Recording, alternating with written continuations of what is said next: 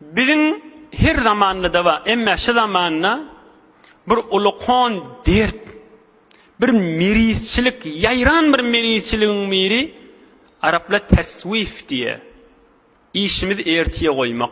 Şunun üstünde birine gurruna değil, oham inşallah metlebin iyidin alıp gidersin. Her kim öz yağdayın fikretsin,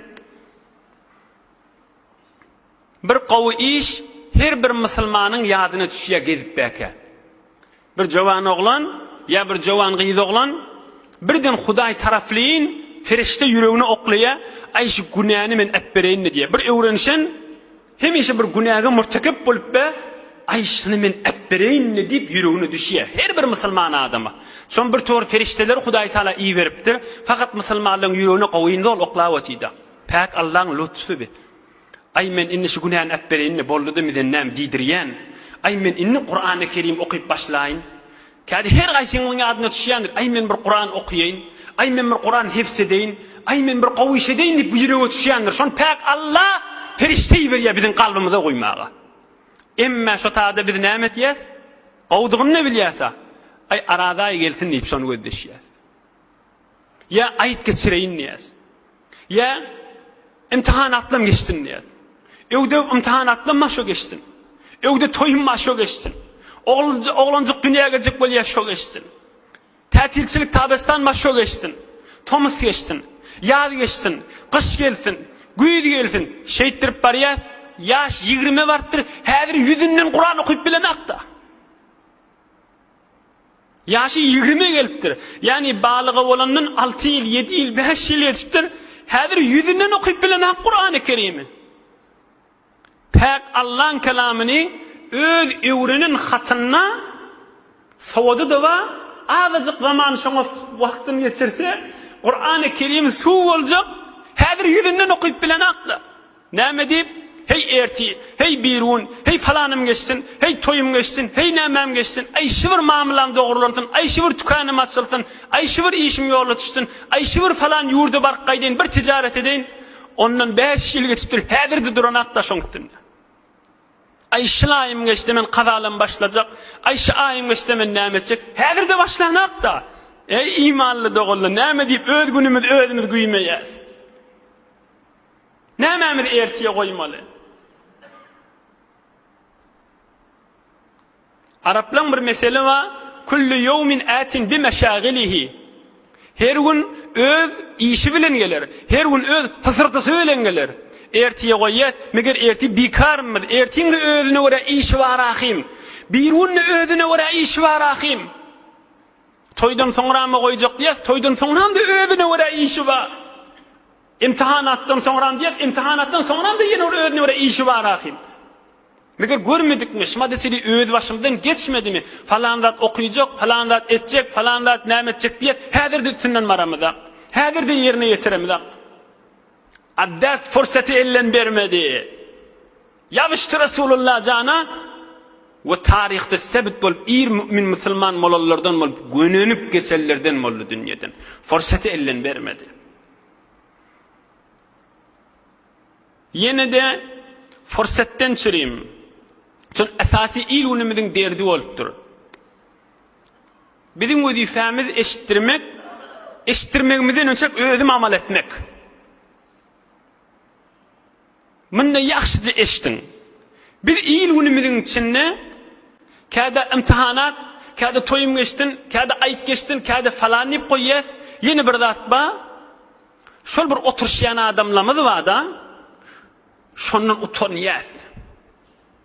Meselen tefsir klasa gelmek, ya kelläňde akçy berip goýmak, ya klas Kur'any gatnamak, ya bir Hudaý Taalaň dostlarynyň ýani ewliýaullah bilen oturşmana barjak. Ol oturşýan adamlamy da heftede bir gezek, ya her gece mescitten çykamyzda tataşýar, tükallerde tataşýar, käde oturşýan adamlamy da. Şolaň ýany baramyzda, hey näetdirip ben diýerlim kadip, çekinýäs, özümizde alqalyasa Hudaý Taalaň ryzaýatyna. Kimden çüreyim? Şol adamma? Ey dost, şu bir adamın yüzüne galyp dursa, şol adama işimi düşüp bir 1000 tümen qarz ber diýsek berjek adam däwedi. Birje 1000 tümen ha. Eger şuň mersede erti ber diýsen bermeýär. O menden bir pullu dilejek diýip gaçyp gitjek adam öldü. Şol adam Hudaý etmesin bir merivçilik Hudaý Taala tarapdan sowgatda gelse, bir jegedekden soramany ya geljek adam. Pikirde görüşe çekinýän adamlarmydy? Haýsy bir giýre düşende üstüňde ýawyşyk galyp, bir jewün işleýän puluny taň getirip berermi? Jan dost sen gaýygdan çyksaň bolýar diýip. Evet edamaz. Hiç etmez. Bir nefer tapyňda ýoldaşyňyzdan. Yine şoň ýüzüne galypdy özümiz imandan alyp galmaly. Şoň ýüzüne galypdy Qur'an-ı Kerimden galmaly. Şoň ýüzüne galypdy Resulullah janyň sünnetinden galmaly. Hani akıl, hani sawat, hani ilim, hani mal asr kompýuter bolallygy. Hani hemmemiz basabat bolalygymyz. Hani bir zaman hemme kiş öwde, hemme kişiň fahmi ýokar, hemme kişiň derki ýokar. Inniki öňüselle akylly. Indi bir adamyň ýüzüne galyp bir entek ýerde hanawadan menen müşkülüň düşen ýerine şaýet gülsün, narahat bolmaga dursun ýerinde. Şaýet ýüzümizde narahat bolup öýüne barp keyf edip oglanşagy bilen gürrüň etsin. Ha falanyň da bizle müşkül düşipdi diýip. Biz de şol adamyň ýüzüne galyp özümiz imandan alyp galyp özümiz dini bernamadan alyp galjak bolýar. Özümiz Hudaý Taalaň dostlary bilen oturşmadan alyp galjak bolýar. Aya akyl aýtýarmyşyn? Aya insaf aýtýarmyşyn? Hat onun yüzüne galyp işimiz ertip biruna goýup otýsa. Ene dünýäň işinde şeýle gör, gabra gireňde saňa bir sogabyn berermi? Bir sogap näme? Bir sogabyň 100 000den birine berip bermer, yüzümizde gözlemer. Özüň aýygy özüne. Kıyamatda da bizim yüzümizde galarmy hom? Şu dünýede yüzümizde galanak, şu giň ýerde yüzümizde galanak, hesap kitap ýok ýerde yüzümizde galanak şo dostumyz. Biz näme etýärsom? Şoň yüzüne galyp mescitten galyp, şoň ýüzüne galyp dinimizden galyp otýys. Şoň ýüzüne galyp, şoň kefinden utanyp özümizi Hudaý Taalaň ryzaýatynyň hawlygymyza ay inni kefde, ay inni ay, şoň bilen maslahatlaşyp, ay ýaşym 30-a barsyn, ay ýaşym 40-a barsyn diýip günümiz güýmä otýysda. Toham qymeti umr naşnaqti keder eýşe şirin berandaqti. Ay ruhun şat bolsun Hazreti Sa'di aleyhirrahme. Toham qymeti umr naşnaqti keder eýşe şirin berandaqti. Bir ewliýalaň biri kan üstünde durjakka ha ýöne jamiamyzyň derdi daby. Ewliýalaň bir dehret kılıp duranna Hudaý Taalaň dostlarynyň biri, alim adam, dini düşünýän adam. O ham dehret kılıp duqa palany diýipdir. Öýünde bir hyzmatkary bardyr, ýa gyýjady bardyr, ogly bardyr, şonu çagyrdyr. Dehret kılıp diýýärdi. Palany diýipdir, şol geyimi ýertde palanyňa elçi şon diýipdir. Ýort çapmamak akit diýipdir. Bir hemsaýasynda ýa bir ýerde garyb adam barmyşdyk, köýnegi geyimi ýokmuşdyk, dony ýokmuşdyk. Ýet şonu akit diýipdir. Ama öýündäki hyzmatkar ol ýortagul, ol gyýdy oglay diýipdir. Ay palany dehret kılyndan soňra geldi aýdaga da diýipdir. Halla sabarta hatta takhruja. Bir dehretten çykandan soňra gelip aýdaga da diýipdir, şu geyimi berdi diýip. Dehret kılıp dukan näme hawlygy otýan diýipdir. Ol Allah Taalaň dosy näme diýipdir? Khatara li badluhu ve la amanu ala nafsi ve la amanu ala nafsi an tataghayyar.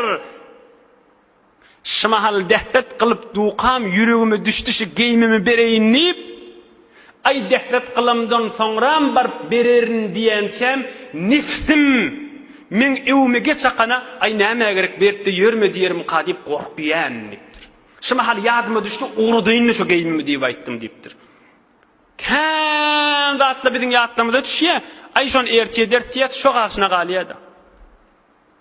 Sadaka bolsun, hayrat bolsun, ihsanat bolsun. Häzir özüň tägeregam, häzir öz nämäňe geregam, birat şo gaşyna galýada soňra.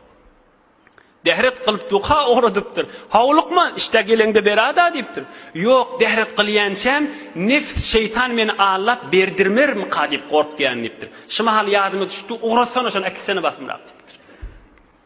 Yaxşylardan bir nasihat alawer. Gitti kerwen, dostumuz gitti ahirete gaşyn. Bay dädemiz gitti, enemiz gitti, güne gıygırırtı jynada. Gitti kerwen, yeke galdyň, yelewer, çylla basmyrak diýipdir Mahdumulişan. Adam ogly, zinhar hazır bolawer, şmahal teýýar bol, daýawal, nefsi şeytan sana sürnüp durupdyr. Mahdumul aýdyr, bu dünýä fani, fanini goý ahiret diýip berjani. Ömrüň berip satyn alma dünýäni. Bu nuksanyň düýbi görnüp durupdyr diýär Mahdumulişan.